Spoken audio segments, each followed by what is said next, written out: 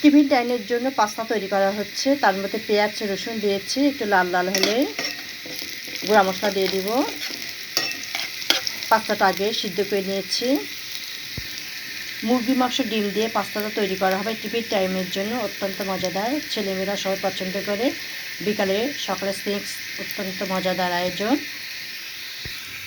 Half চামচে কম হলুদের গুঁড়া দিয়েছি, ধনে গুঁড়া হাফ চামচ দিয়েছি, মরিচের গুঁড়া হাফ চামচ দিয়েছি, লবণ হাফ চামচে কম দিয়েছি। এখন নাড়াচাড়া করা হচ্ছে। মুরগির মাংস হাফ কাপ দিয়ে দিব, একটা ডিম দিয়ে দিব, দিয়ে নাড়াচাড়া করা হবে। মুরগির মাংসটা দিয়ে দিচ্ছি।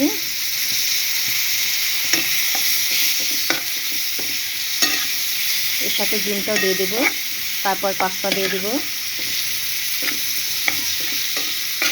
এবার একটু কষিয়ে নিব।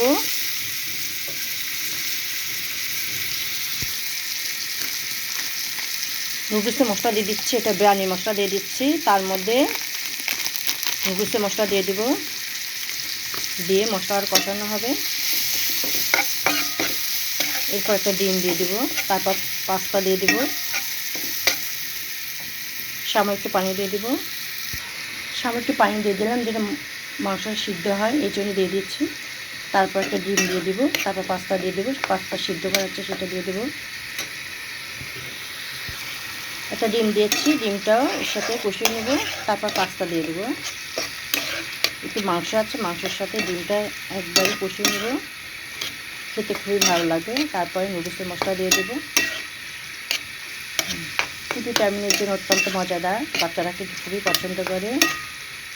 সেই হিসাবেই পাস্তা তৈরি করা হচ্ছে। নুডলস টিফিন টাইমের জন্য সিদ্ধ করা পাস্তাটা দিয়ে দিচ্ছি। এখন আবার ডিম আর মাংসের সাথে একটু কষিয়ে নেব, তাহলে খেতে ভালো লাগবে। তারপর নুডলসের মশলা দিয়ে দেবো।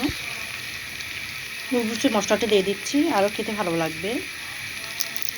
এবার নাড়াচাড়া করবো। একবারই হয়ে গেছে।